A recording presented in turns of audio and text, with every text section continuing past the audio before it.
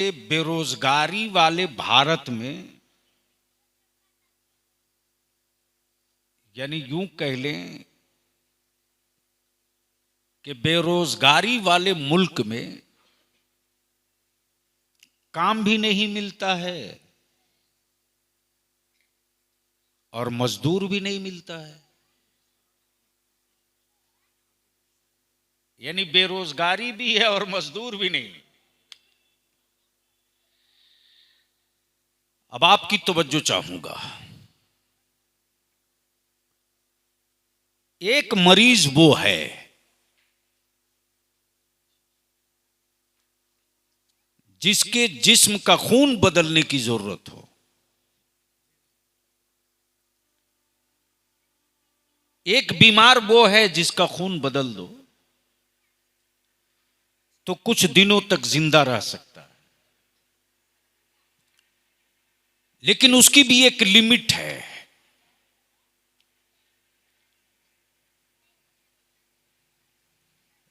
कि वो खून कब कब बदला जाएगा, और उसका भी एक ग्रुप है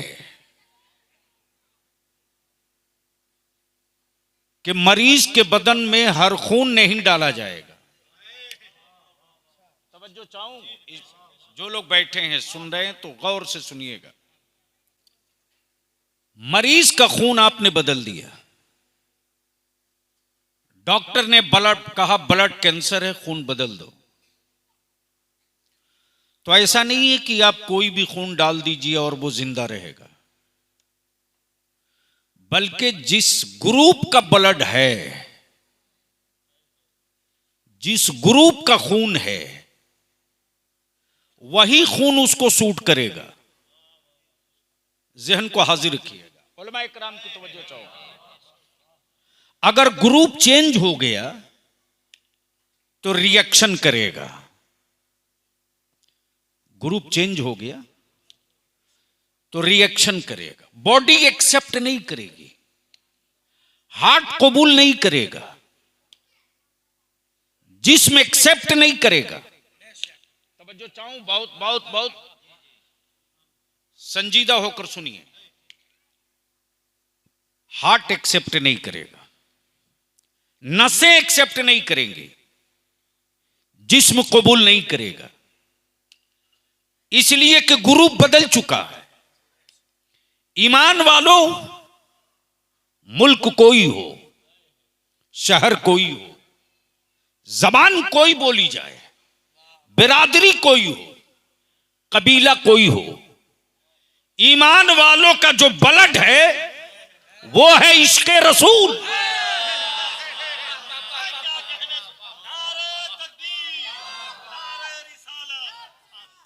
वो है इश्क़े रसूल। अब इश्क़े रसूल वाली बॉडी में, इश्क़े नबी वाली बॉडी में, एहतराम पैगंबर वाली बॉडी में अगर कोई इंफेक्शन वाला ब्लड पड़ेगा तो जिस्म कबूल कर ले तो कर ले, रूह कबूल नहीं करेगी। रूह कबूल नहीं करेगी। अब यहीं रोक लीजिए। मैं ये अर्ज करना चाहता हूं, ये जो बच्चों का मुकाबला हुआ है, ये जो बच्चों का मुकाबला हुआ है, ये जो खिलौने नुमे छोटे छोटे गोल्डन कलर के तोहफे रखे हुए हैं, ये मार्केट में बेचने के नहीं, और इसकी कोई कीमत भी नहीं। इसकी कीमत भी है। खरीदने गए थे तो पैसे देकर खरीदे थे, लेकिन जिसे मिल जाएगा उसके लिए अनमोल है। ये इसलिए अनमोल है कि वो ये बच्चा हमारा सोचेगा। हमारे बच्चों में जो ज़हनी गिरावट है कि हम यतीम खाने में हैं, हम मदरसे में, उनकी ज़हनी गिरावट की दीवार गिरेगी और उन बच्चों के अंदर एक शऊर पैदा होगा कि हम भी उन्हीं के सफ में खड़ा होंगे जहां और टाई कोट पैंट वाले खड़े होते हैं। तो ये जो मदरसे का ये जो काम है, ये ब्लड बदलने वाला नहीं है, जनरेशन बदलने वाला है। तवज्जो चाहूं, जनरेशन बदलने वाला है। और लिख लीजिए, चूंकि हम तो इत्तेफाक से उस कम्युनिटी में पैदा हुए हैं कि बलियावी जिनके लिए मरता है, बलियावी की वो सुनता ही नहीं है। बलियावी सत्ता से जिसके लिए लड़ता है, बलियावी वो नहीं सुनता, उसके लोग बलियावी की नहीं सुनते। जिनसे लड़ता है उन्हीं की सुनते हैं, जो लड़ रहा है उसकी नहीं सुनते। पूरे मुल्क में जहां हुकूमतों के आवारा बुलडोजर मदरसे ढूंढ रहे हैं, पूरे मुल्क में सत्ता के बेलगाम हुक्मरानों का बुलडोजर मस्जिद घूम रहा है, वहां तन्हा तेरा आपका इदारे शरिया और गुलाम रसूल बलियावी है, जो अपनी जमात के उलमा की फौज लेकर के उन हुकूमतों को ढूंढ रहा है कि हमारा मजहब वो नहीं है जो हड़पी हुई जमीन पर मस्जिदें बनावे, हमारा मजहब वो है जो अपने बाप दादा की दी हुई जमीन पर मस्जिदें बनावे। नारे तकबीर, नारे रिसालत, अल्लामा गुलाम रसूल बलियावी। मेरे खुदा का मेयार माज़अल्लाह ये नहीं है कि वो किसी चौक चौराहे पर दिख जाए। लड़ाई तो होनी है, इसलिए कि मेरे सामने मेरी जिंदगी का मसला नहीं है, मेरे आलिमों के सामने आलिमों की जिंदगी का मसला नहीं है। आपको भी तय करना होगा कि आपके सामने भी अब आपकी जिंदगी का मसला नहीं है। मसला यह है कि जिस मुल्क में 750 साल हुकूमत की बाप दादा ने, उस मुल्क में मेरे बच्चे आजादी के साथ अजान कैसे देंगे, बगैर खौफ के कुरान की तिलावत कैसे करेंगे। और यह भी तय है, बड़ा बवाल हो गया है। 1.5 महीना पहले मैंने एक जगह तकरीर में कह दिया, जो सच्ची बात थी बोल दिया, कि मुसलमान किसी से खौफ में नहीं है। मुफ्ती साहब, मुसलमान किसी से खौफ में नहीं है, इस्लाम का खौफ सब पर है।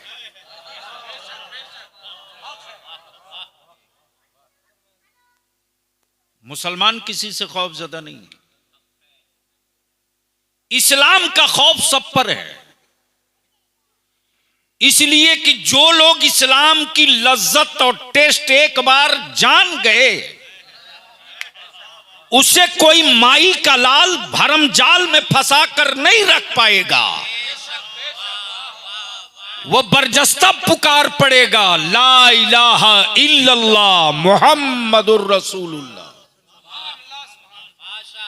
इसलिए बलियावी तो साफ कहता है, भैया हम खौफ में नहीं, मेरा मजहब भी खौफ में नहीं है।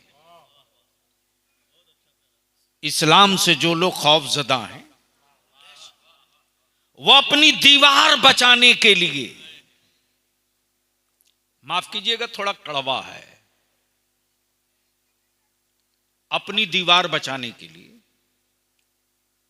हर रोज नई नई स्कीम लाते हैं। लेकिन इस्लाम का सूरज जो निकलता है, तो शाम होते होते डूबने से पहले उन सारी स्कीमों को जमींदोज कर देता है। इसलिए मैं मुबारकबाद दूं और सदर साहब, सिगरेटी साहब, कभी भी रईसुल कलम कायदे अहले सुन्नत हजरत अल्लामा अरशदुल कादरी अलैहि रहमा फरमाते थे कि कभी भी किसी वक्त घबराना नहीं चाहिए। अगर कोई बुराई बयान करे या ताना दे तो उसके दरवाजे ज्यादा जाना चाहिए। उससे दो फायदा होता है। पहला फायदा तो यह होता है कि जो नफ्स है इसकी कुटाई हो जाती है। और झाड़ू देना मस्जिद और मदरसे में कभी छोड़ना नहीं चाहिए, कभी नहीं। सवाब तो अपनी जगह मुसल्लम है। मस्जिद और मदरसों में झाड़ू सब नहीं देता है। मस्जिद की नाली साफ करने का तोहफा सबके मुकद्दर में नहीं है। अब तो हर गांव में अल्हम्दुलिल्लाह टंकी लग गई, यहां भी देखा गीजर लग गया है। लेकिन ठंडे पानी से ठंडे मौसम में वजू करने में मजा आता है। मौला अली शेर खुदा फरमाते हैं कि हमें दो चीज बहुत पसंद है। शिद्दत की गर्मी में रोजा रखना, यह आपके बोलने की जगह है। अब तो सुभान अल्लाह बोल दीजिए। शिद्दत की गर्मी में रोजा रखना और कड़ाके की सर्द में ठंडे पानी से वजू करना। जब कड़ाके की सर्द में जब ईमान वाला ठंडे पानी से वजू करता है ना, तो उसकी रूह का रिश्ता, उसकी रूह का रिश्ता किसी और के करीब नहीं होता है, अल्लाह और उसके रसूल के करीब होता है।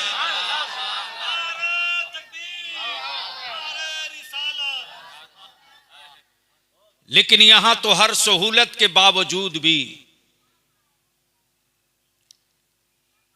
हर आराम के बावजूद भी पता नहीं क्या हो गया, किसकी नजर लग गई।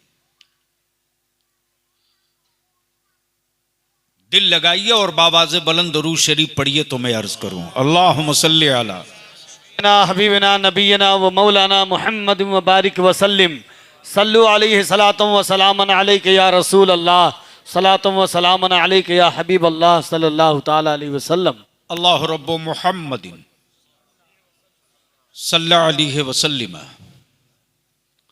नहनु इबादु मुहम्मदिन सल्लल्लाहु अलैहि वसल्लम।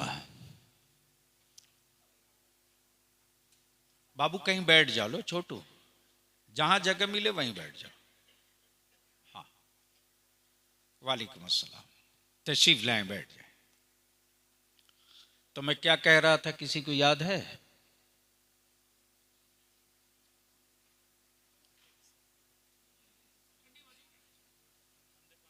कहीं ऐसा तो नहीं कि इतनी देर की मेहनत बेकार चली गई? इधर साइड में लगा लो, साइड में। मोहब्बत से दरूद शरीफ पढ़ लीजिए, अल्लाहुम्मा सल्ली अला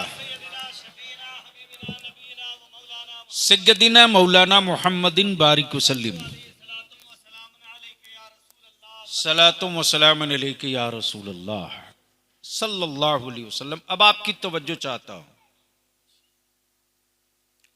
उलमाए किराम की तवज्जो। अगर ईसाले सवाब जायज ना होता तो हिंदुस्तान में इतनी मस्जिदों की तामीर ना हुई होती।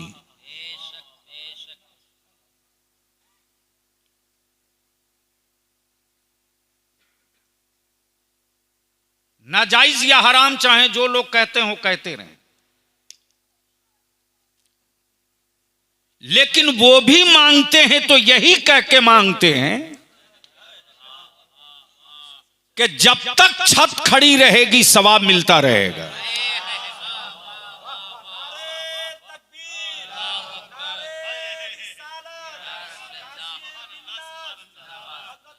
इसका मतलब यह है कि जायज था तब लोगों ने दिया। अब आप खुद बताइए, बेजान गिट्टियां कौन सी तस्बीह पढ़ती हैं?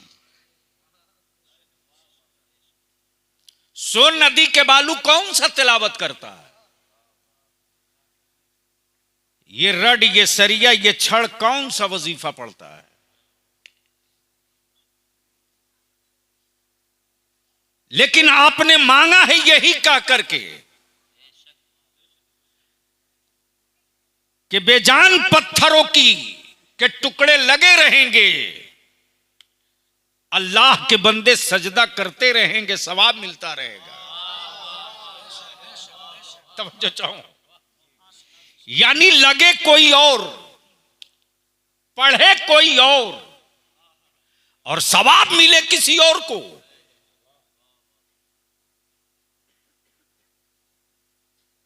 अभी अभी खबर आई है कि चौसा शरीफ के साबिक साहब सज्जादा, जो शिबिली कॉलेज आजमगढ़ के प्रोफेसर भी थे, मेरी भी कई मुलाकातें थी, हजरत सैयद फखरुद्दीन अशरफुल जिलानी, जिनका अभी विसाल हुआ थोड़ी देर पहले, इन्ना लिल्लाहि व इन्ना इलैहि राजिऊन। आज के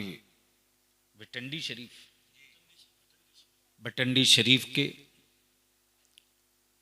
इस महफिल नूर से हम ताज़ियत भी करते हैं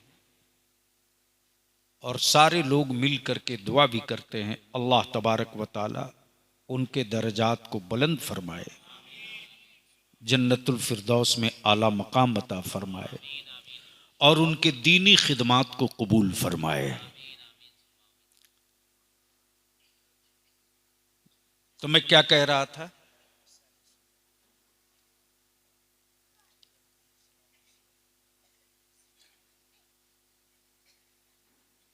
लगे कोई और,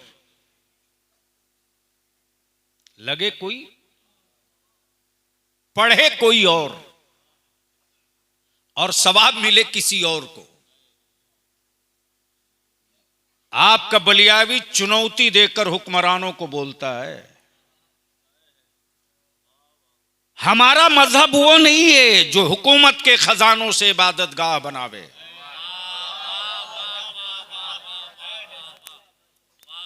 अब बेचैनियों में किसी का हार्ट अटैक करता है तो करते रहे, लेकिन हम अपनी गरीबी पर नाज भी करते हैं, फख्र भी करते हैं। अरे पैसे से गरीब होना ये गरीबी नहीं है यार, रसूलुल्लाह से दूर होना ये सबसे बड़ी गरीबी है। गरीबी वो है जो नबी से दूर हो जाए, मुफलिसी वो है जो रसूल पाक से दूर हो जाए। सबसे बड़ी गुर्बत वो है कि उसके दिल से अल्लाह का खौफ और नबी निकल जाए।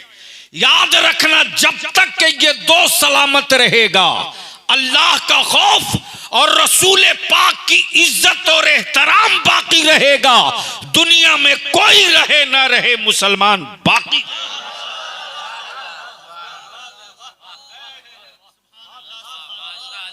और इसी को कत्ल करने के लिए मॉडर्न तहजीब लाई गई, मॉडर्न तहजीब लाई गई। क्या गजब का मुसलमान आज का है भाई। बहू लाओ तो खूब पढ़ी लिखी, ग्रेजुएट होनी चाहिए, क्या सदर साहब? लेकिन कौन समझाए उन हरामखोरों को? अरे ग्रेजुएट बाद में देखना, तू पहले ये पूछ लड़की के बाप से कि आपकी बेटी कुरान शरीफ की तिलावत करती है कि नहीं करती है, वरना लिख लो जो बलिया भी कह रहा है। एसी लगा लो, कूलर लगा लो, टाइल्स लगा लो, मोज़ाइक लगा लो, सब लगा लो, अगर घर में तिलावत और सजदा नहीं होगा तो कितनी ही मोटी ताबीज लिखवा लो, न घर से बीमारी अलग होने वाली है, न घर में बरकत होने वाली है। लेकिन यहां बायोडाटा में तो यह देखा जाता है कि बच्ची की लंबाई कितनी है। अरे अकल के टुवरों, फौज में भेजना है बहू को क्या?